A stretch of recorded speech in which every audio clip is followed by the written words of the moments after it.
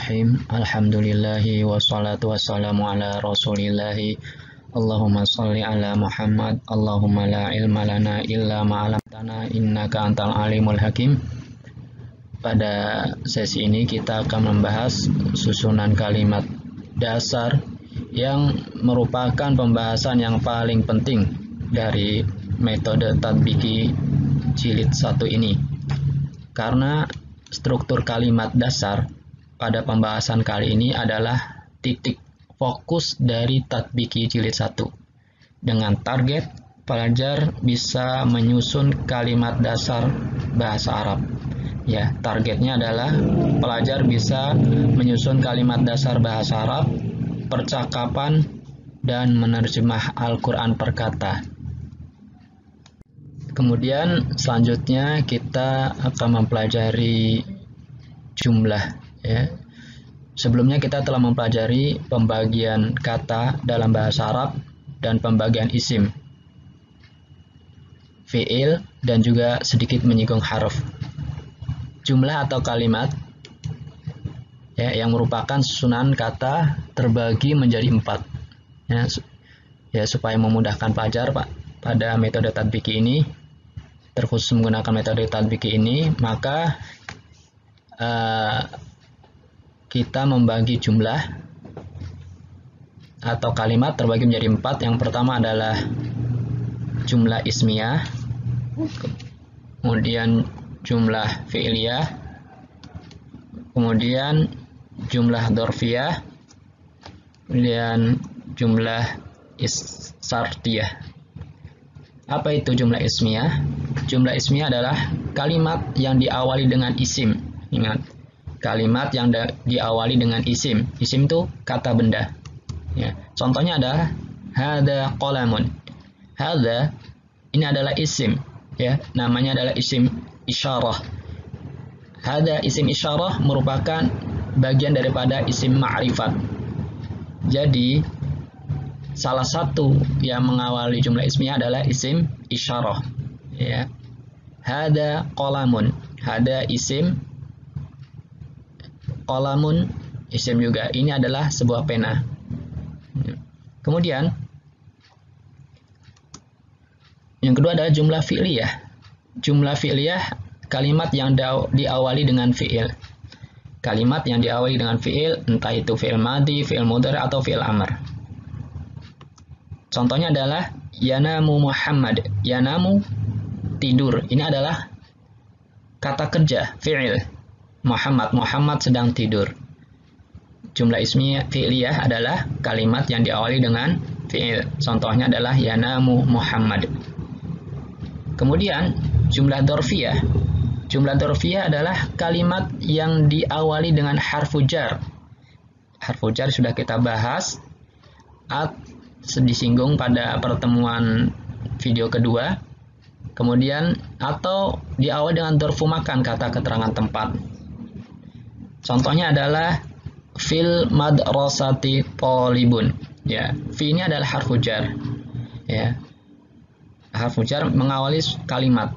Maka kalimat yang diawali dengan harfu jar, contoh seperti fil madrasati talibun, di sekolah ada seorang mahasiswa. Begitu juga dengan kalimat amamal madrasati talibun. Amama di depan. Di depan ini adalah kata keterangan tempat atau dzarfu makan. Ya, susunan yang diawali dengan dzarfu makan, kata keterangan tempat ini dinamakan jumlah dzarfiyah. Amamal madrasati talibun. Di depan sekolah ada seorang mahasiswa. Kemudian yang keempat adalah jumlah syartiyah. Jumlah syartiyah pengertiannya adalah kalimat yang diawali dengan perangkat syarat.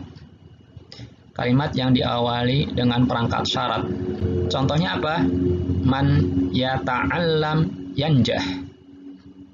Barang siapa saja yang belajar, maka ia akan lurus.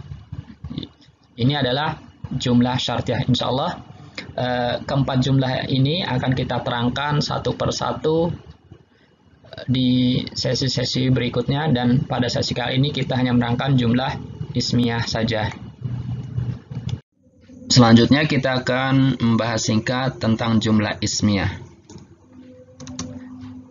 Jumlah ismiyah memiliki rukun, ya, rukun jumlah ismiyah, yaitu memiliki dua rukun. Yang pertama adalah mubtada, isim di awal kalimat. Ya, lebih sederhananya, mubtada adalah isim di awal kalimat.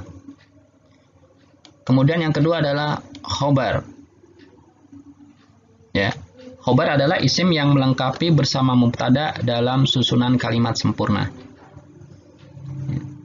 Jadi jumlah ismiyah memiliki dua rukun, mubtada dan khobar. Contohnya adalah Aisyah mudarrisatun. Contohnya adalah Aisyah mudarrisatun. Aisyah adalah seorang guru.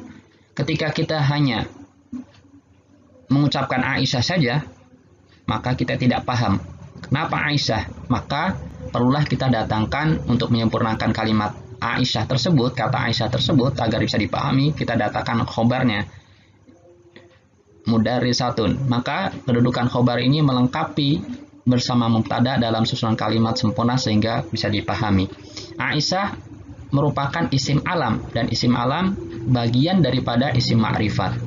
Karena kalimat Aisyah mudarrisatun diawali dengan isim, maka susunan Aisyah mudarrisatun ini adalah jumlah ismiyah. Jumlah ismiyah memiliki dua rukun, yaitu apa? Mubtada dan khobar. Aisyah adalah seorang guru. Aisyah mudarrisatun. Dan yang perlu dipahami ketika jumlah ismiyah, ketika kita membuat jumlah ismiyah, ketika kita merangkai jumlah ismiyah, maka kita harus memperhatikan mubtada dan khobar itu harus sama, ya. Jadi khobarnya itu harus sama dalam hal apa? Bilangannya. Kalau mubtadanya berbentuk mufrad tunggal, maka khobarnya pun harus mufrad. Begitu juga kalau khobarnya, mubtadanya itu musanna, maka khobarnya juga harus musanna. Atau mubtadanya jama', maka khobarnya pun harus jama'. Dan begitu juga kita harus memperhatikan kata isim tersebut, kata benda tersebut, apakah dia itu mudzakkar atau muannas. Nah, karena mubtada harus sesuai, khobar harus sesuai dengan mubtadanya juga. Kalau mubtadanya mudzakkar, maka khobarnya juga harus mudzakkar. Kalau mubtadanya muannas, maka khobarnya pun harus muannas. Contohnya adalah al-mudarrisu mashghulun. Ya, guru itu sibuk. Al-mudarris ini ada al-mudarris. Al-mudarris adalah isim. Al-mudarris adalah isim ma'rifat, ya, karena dia dilekati oleh al. Isim yang dilekati oleh al, ya, alif lam ini adalah salah satu isim ma'rifat. Ya, al-mudarrisu guru, dia laki-laki. Al-mudarrisu mufrad, ya, bentuknya tunggal. Nah, kemudian kita datangkan khobarnya mashghulun. Mashghulun juga dia berbentuk mufrad tunggal, dan dia juga bentuknya adalah laki-laki, ya, mudzakkar, ya. Guru itu sibuk. Dan contoh yang lainnya adalah al-mudarrisani mashghulani. Dua orang guru itu sibuk. Ya, dua orang guru itu sibuk. Ya, al-mudarrisani yaitu isim. Al-mudarrisani adalah isim ma'rifat dan dia mengawali kalimat, ya, karena dia dilekati oleh al, ya, isim ma'rifat yang dilekati oleh alif lam, dan dia berbentuknya adalah mudzakkar dan jumlahnya, bilangannya adalah dua orang guru. Maka khobarnya juga harus berbentuk mudzakkar dan berjumlah dua. Al-mudarrisani mashghulani. Dua orang guru itu sibuk. Al-mudarrisani mubtada, mashghulani khobarnya. Yang lainnya, contohnya adalah al-mudarrisuna mashghuluna.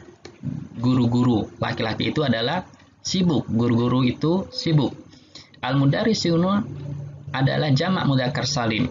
Ya, dia mufrad, dia mudzakkar. ya, jamak mudzakkar salim. Al-mudarrisuna jamak mudzakkar salim. Maka khobarnya juga harus berbentuk jamak. Ya, khobarnya harus berbentuk jamak. Al-mudarrisuna masguluna. Al-mudarrisuna mubtada yang mudzakkar dan jamak, dan khobarnya pun masguluna mudzakkar dan jamak. Yang lainnya contohnya adalah al-mudarrisatu masgulatun. Guru perempuan itu sibuk. Al-mudarrisatu bentuknya adalah muannas, ya, isim muannas, kemudian tunggal. Maka khobarnya pun kita berikan muannas dan tunggal juga. Karena harus sesuai antara mubtada dan khobarnya. Al-mudarrisatu, satu orang guru perempuan itu masgulatun, sibuk. Ya, ingat tinggal menambahkan tak marbutoh saja. Dan kalau musananya bagaimana? Yaitu musananya contohnya adalah al-mudarrisatani, yaitu dengan menambahkan alif dan nun. Ya, al-mudarrisatani, dua orang guru itu masgulatani, sibuk. Ya, al-mudarrisatani mubtada, bentuknya adalah muannas dan dia musanna, ya, ganda. Maka khobarnya pun muannas dan musanna juga. Dua orang guru itu sibuk, al-mudarrisatani masgulatani. Kemudian yang ketiga yaitu jamak muannas salim. Al-mudarrisatu masgulatun. Al-mudarrisatu jamak muannas salim, ya, muannas, kemudian jamak, kemudian masgulatun sebagai khobarnya, ia berbentuk muannas dan jamak muannas salim. Ya, ini harus kita perhatikan tentang yang jadi perhatian bahwa mubtada dan khobar itu harus sama dalam hal bilangannya, mufrad, musanna atau jamak, dan memperhatikan dari jenisnya, apakah isim mubtadanya itu mudzakkar atau muannas. Insyaallah materi jumlah fi'liyah akan kita lanjutkan pada video berikutnya. Mari kita tutup dengan doa kafaratul majelis. Subhanakallahumma wa bihamdika asyhadu an la ilaha illa anta astaghfiruka wa atubu ilaik. Assalamualaikum warahmatullahi wabarakatuh.